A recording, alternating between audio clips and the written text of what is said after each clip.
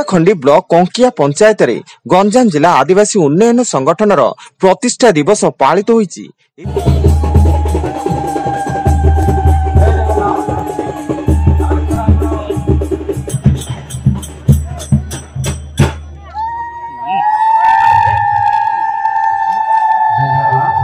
योगी महाऋषि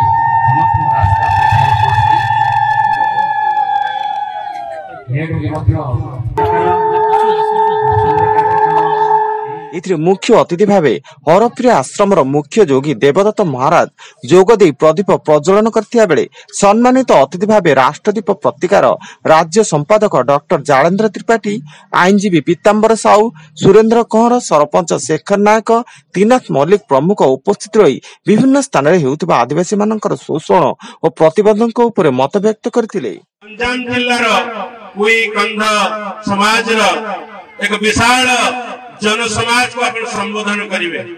मु कहले महाराज पुरुषोत्तम भगवान श्री रामचंद्र ही पारि नथान्ते, जेतु 14 वर्ष पर्यंत आपण मानक सहित से रहिले।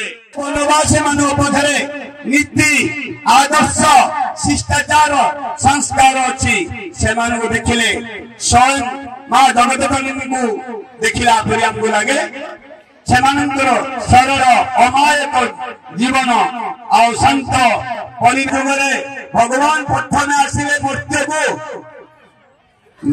आज जगन्नाथ रूप पूरी धाम बसे। रंजन का रिपोर्ट दुनिया हालचाल।